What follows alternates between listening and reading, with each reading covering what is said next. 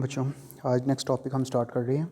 मतलब हम कल तक तो हमने मतलब सैटरडे तक तो हमने एक्सरसाइज कंप्लीट कर ली थी। अब हमारे पास प्रॉब्लम्स हैं। फर्स्ट प्रॉब्लम में अभी इस तरफ नहीं जा रहा कि वो कुछ आप लोगों से पर्सनल डिस्कस करने वाली है। क्रिटिकल तो नहीं, लेकिन पर्सनल इन्वॉल्वमेंट की ज़रूरत है। तो उसको छोड़ के मैं प्रॉब्लम नंबर 2 पे जा रहा हूँ।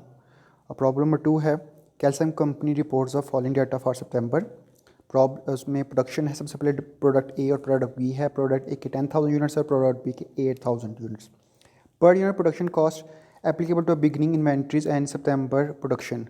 तो ये उसकी बिगनिंग इन्वेंट्री के साथ साथ उसकी एंडिंग की भी साथ साथ हम चलेंगे, जो एंडिंग बिगनिंग से उन्होंने इन्वेंट्री से ड्राइव किया है। डायरेक्ट मटेरियल है, डायरेक्ट लेबर है और फैक्ट अप्लाइड एफर्ट है। अप्लाइड एफर्ट और इन सब का टोटल बनता है फर्स्ट 10,000 जो हमारे पास यूनिट्स हैं प्रोडक्ट ए के 21। इस तरह ही 3 है direct material cost product B की, लेबर कॉस्ट है 20 और अप्लाइड एफर्ट है 14, तो 37 बन गया। उसके बाद सेल्स है, सेल्स उसने $30 की दी हैं पर यूनिट, और दूसरी जो बी प्रोडक्ट बी है उसकी $20 पर प्रोडक्ट। उसके बाद है हमारे पास बिगिनिंग इन्वेंट्रीज 1000 यूनिट्स की, और उसी की एंडिंग इन्वेंट्री 10,000 प्रोडक्ट ए में 2000 है, और बी प्रोडक्ट की 9000 बिगिनिंग इन्वेंट्री है और 900 बिगिनिंग इन्वेंट्री है और 100 एंडिंग है। Actual factory overhead was $1,80,000। Number हमें एक्चुअल भी दे दिया। Factory overhead applied at the rate of $0.7 पर डायरेक्ट लेबर डॉलर। मतलब अगर एक लेबर डॉलर हो तो 0.7 आपकी फैक्ट्री ओवरहेड होगी। इसका मतलब ये 70% रेशो है। मतलब 70% उसने डॉलर के लिए लिया तो 70% रेशो आ गई। तो अंडर ओवर अप्लाइड अंडर पर factory overhead is close to the cost of good sold. तो हमने कॉस्ट ऑफ गुड सोल्ड में उसको क्लोज करना है। तो अगर आप लोग चाहो तो इसमें एक चीज़ आप लोगों ने फर्दर ऐड करनी है, वो आप लोगों का एक टास्क होगा कि आप लोगों ने ये बताना है कि आपकी एफर्ट एट एक्चुअल और एफर्ट एट अप्लाइड पे क्या कॉस्ट बनेगी। ये आपका होमवर्क है, ठीक है जी। ये आप लोगों ने करके मुझे बताना है कि मैंने तो applied effort cost of goods sold add applied निकाल दूंगा, आप लोगों ने उससे क्या निकालनी है, एक्चुअल निकालनी है। तो marketing and administrative expensive for $1,900।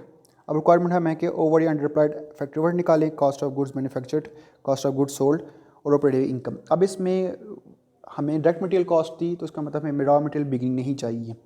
इसमें हमें उसने वर्क इन प्रोसेस की कॉस्ट के बारे में भी कुछ नहीं बताया, लेकिन जो हमें यूनिट्स बताए हैं ये हमें हेल्प करेंगे फिनिश गुड्स इन्वेंट्री निकालने के लिए। तो फर्स्ट रिक्वायरमेंट है ओवर या अंडर अप्लाइड एफर्ट निकालने के लिए। एक्चुअल हमारे पास 1,80,000 का लेस अप्लाइड फैक्ट्री ओवरहेड वो 10,000 यूनिट्स के लिए 7 और 8,000 यूनिट के लिए 14 था। इन दोनों को प्लस किया तो 1,82,000 हमारे पास आ गया। तो 2,000 हमारे पास ओवर अप्लाइड है। अब ओवर अप्लाइड है, इसका मतलब इसको आपने अपनी कॉस्ट में से लेस करना है। अब उसके बाद है कॉस्ट ऑफ गुड्स मैन्युफैक्चर्ड। तो कॉस्ट ऑफ गुड्स मैन्युफैक्चर्ड मैंने निकाली है। Direct material cost 10,000 units multiply 4 तो 40,000 प्लस 8,000 मल्टीप्लाई बाई 3 तो 24,000 यूनिट्स, ठीक है जी। अब उसके बाद टोटल हमारे पास 64,000 हमारे पास डायरेक्ट मटेरियल आ गई। उसमें ऐड करेंगे डायरेक्ट लेबर, तो 1,000 यूनिट्स के लिए 10,000 यूनिट्स के लिए सॉरी, और 8,000 यूनिट्स के लिए 1,60,000 हमारे पास आ गई डायरेक्ट लेबर कॉस्ट, और टोटल 2,60,000 में आ जाएगी। फिर प्राइम कॉस्ट हमारे पास बन गई, तो इनको आपस में ऐड किया तो प्राइम कॉस्ट। उसके बाद में ऐड करेंगे फैक्ट्री ओवरहेड अप्लाइड। अप्लाइड को रेट को लेके चलेंगे हम लोग, ठीक है जी। वो 1,82,000 का है, तो उसको अप्लाइड करेंगे हम लोग। तो 70,000 10,000 यूनिट्स के लिए और 1,12,000 8,000 यूनिट्स के लिए। तो हमारे पास at the end cost of goods manufacture आ गई 2,10,000 और 2,96,000, और दोनों का कम्बिनेशन है 5,06,000। अब नेक्स्ट है unit cost of goods manufacture. अब इसको चेक कर लेते हैं, अगर 10,000 यूनिट्स हो तो 2,10,000 आ रही है हमारे पास 10,000 यूनिट्स की, और 8,000 यूनिट के लिए 2,96,000। तो डिवाइड किया तो $21 और $37 हमारे पास एग्जैक्ट आ गए, जो कि हमें क्वेश्चन के अंदर गिवन भी किए गए हैं। मतलब यहाँ पे स्टार्टिंग पे अगर हम देखें तो 21 उसने हमें दिया था टोटल में, तीनों कॉस्ट को ऐड करके, और इस तरह ही हमारे पास तीनों कॉस्ट को ऐड करके 37 था प्रोडक्ट बी के लिए। अब कॉस्ट ऑफ गुड्स सोल्ड है, इसके थर्ड तक टॉपिक मैं कर रहा हूँ, सेकंड में आपका सोल्यूशन आपके साथ शेयर कर दूंगा। लेकिन इसके बाद आपने करना ये है कि वो जो cost of goods at actual आनी है वो आप लोगों ने निकालनी है, ठीक है जी। तो वो आप लोगों का होम टास्क है, वो भी सही निकलेगी। मैं आपको उसका सोल्यूशन आप लोगों के साथ शेयर कर दूंगा। तो फिनिश गुड्स बिगनिंग इन्वेंट्री है आप लोगों के पास, वो आ गई 10,000 units multiply by 21 plus 900 multiply 37। ये 121 जो 1000 यूनिट्स के लिए 10,000 यूनिट्स के लिए, और 900 यूनिट्स जो थे वो 8000 यूनिट्स के लिए जो हमारे पास बाकी बचे थे, उनकी कॉस्ट 37। तो इनकी कॉस्ट आ गई।